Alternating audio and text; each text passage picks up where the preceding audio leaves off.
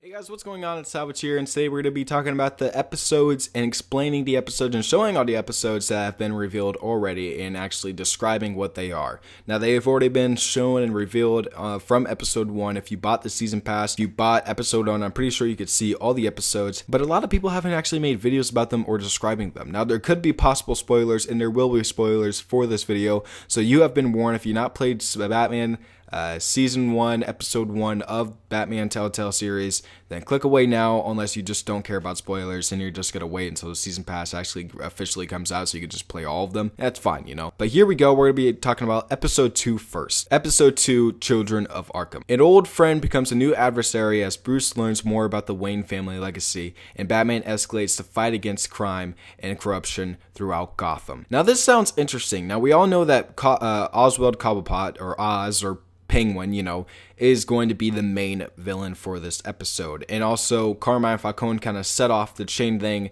of Batman and Bruce being framed for the crimes that Martha and Thomas Wayne have committed. Now, Batman is going to be escalating his fight on crime, which means we're probably going to be seeing way more Batman than Bruce in this game. Also, we're probably going to be fighting maybe Oz sometime down the line, and also helping Dent with, corruption in Gotham. Dent is still going to be somewhat in this game. So I don't think he's going to be becoming Two-Face, but he's somewhat in the game still.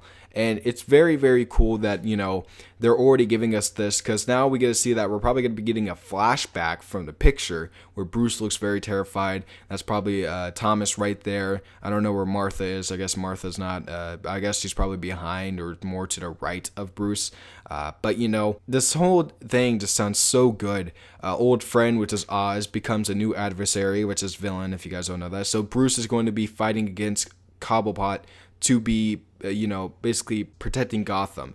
And Bruce learns more about the Wayne family legacy, which is, of course, what we saw in episode 1, the end, about him fighting crime. And that's going to be Alfred's thing. Alfred's going to be helping him find out more about Wayne's, find out more about his parents and what they were like, and if they actually had connections to crime in Gotham and organized crime in Gotham. Episode 3, New World Order, #Illuminati. With Gotham on the brink and Bruce under fire, a new generation of supervillains rise to promise and threaten to overturn the traditional institutions of power. Now, this sounds very, very cool. Now, the big thing that I got out of this, and the huge thing I got out of this, was supervillains rise. A new generation of supervillains rise.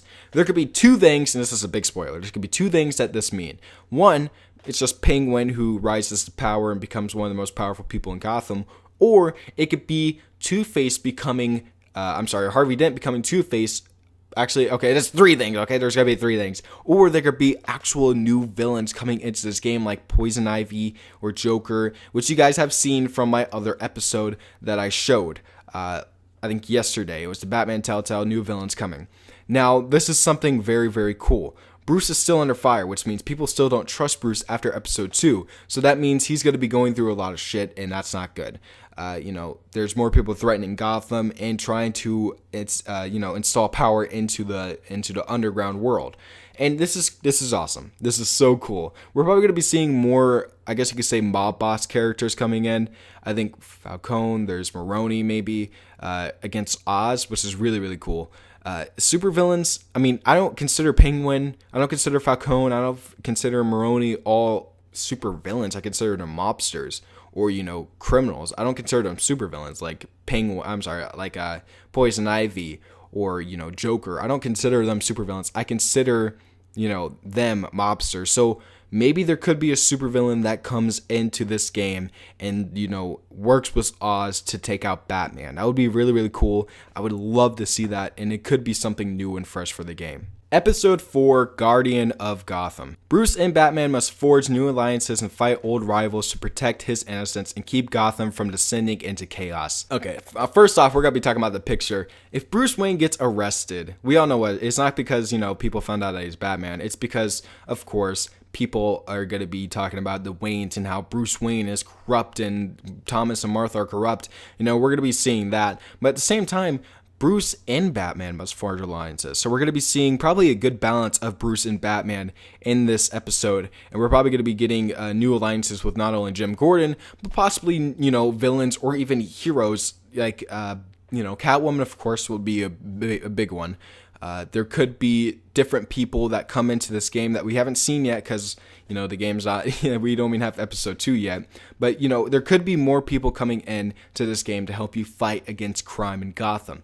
Now, it says Bruce and Batman, so of course we're probably going to see that good balance. Also fight old rivals, which is, of course, probably going to be Cobblepot, or it could be Falcone coming back, and protect his innocence. Of course, protect his innocence, Bruce Wayne wants to clear the Wayne family name and keep Gotham from descending into chaos. This is where I kind of want to get into it. The mob family, organized crime, does not really like chaos. They don't like, random acts of violence that just happen for no reason. They always have a plan. They always start things. Descending into chaos doesn't sound like a plan. It just doesn't sound like that at all. It just sounds like, well, shit's going down and bad things are happening. It doesn't sound like, the mob is actually kind of stopping this. So what I think is it's going to be that new form and the rise of new supervillains that go into Gotham and cause chaos. It makes the most sense. It would make the most sense for Telltale to actually bring in these new characters, these new villains, and show that Gotham needs a hero like Batman to protect the people of Gotham and actually stop these villains from causing chaos and keeping Gotham from descending into chaos. Organized crime just doesn't sound like chaos. It just doesn't. You just don't get that image when you think of organized crime and, crime in general. When you think of chaos, you think of terrorist attacks. You think of shootings, mass shootings. You think of, all this bad thing. And in comic terms, you think of bad people doing bad things that cause a lot of damage and collateral damage to people and buildings and other stuff like that. So I would think that in episode 4, we're going to be getting a bunch more villains that get inspired by, all the other villains that showed up in episode 3, or like one villain that showed up in episode 3 rises all these other supervillains up and gets them out there to cause chaos. It just makes the most sense. I just don't think that Cobblepot is capable of making chaos in the streets and people shooting each other out of nowhere. It just doesn't make sense.